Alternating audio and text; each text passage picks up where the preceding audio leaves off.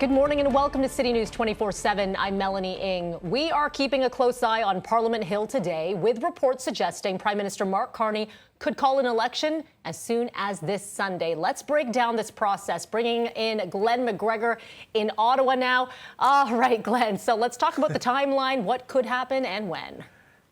Yeah, this is probably the worst kept secret in Ottawa. We have not had official confirmation from the Prime Minister's office yet, but we are fully expecting Mark Carney will go to Rideau Hall sometime on Sunday. Again, he was only there last week. Remember when he was sworn in as Prime Minister? He will go there to ask Governor General Mary Simon to dissolve Parliament. She will agree, and that will trigger the dropping of writs, as they say, issuing of writs for elections in 343 constituencies, and we're off to the races. The one thing we don't know yet is exactly when the election date is going to be. By law, it has to be within at least 36-day long campaign, a maximum length of 50 days. But we think very likely it will either be on the 36th day after Sunday, and that would be April 28th, a Monday, or possibly the Monday following, that would be the 5th of May. So one of those two dates, very, very likely to be Election Day. And the thinking is that the Liberals will want to have the shortest possible campaign. So that does favor the idea that will be the 28th.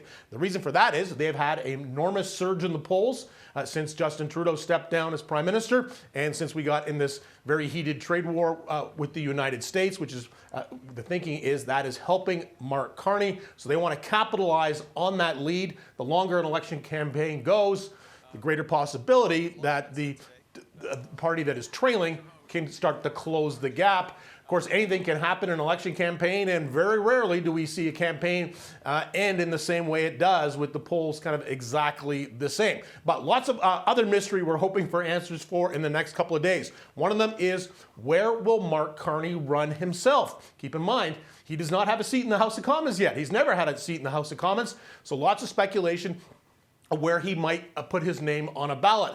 Could it be in downtown Ottawa riding where he lives, which is only a few blocks, actually, from the Governor General's residence? That riding is called Ottawa-Vanier. It's one of the safest Liberal seats in the entire country. The Liberals have held it, I think, exclusively since Confederation. It's a very safe seat, but the problem is there is an incumbent Liberal MP, Mona Fortier. Doesn't sound like she wants to step aside to make room for Prime Minister Carney. The other possibility is that he runs in the place he grew up. That is Edmonton, Alberta.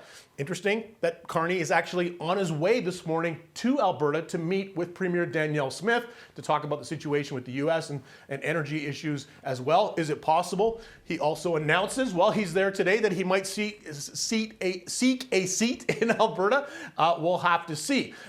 And then we're going to be watching for the emergence of so-called star candidates. A bunch of names being kicked around of people who we think are going to run for the Liberals. Of course, this, a few months ago, this was not looking like a good ticket, but now it is. We've heard the name of Evan Solomon, a former television broadcaster who a couple of years ago moved to the United States to work for an international think tank.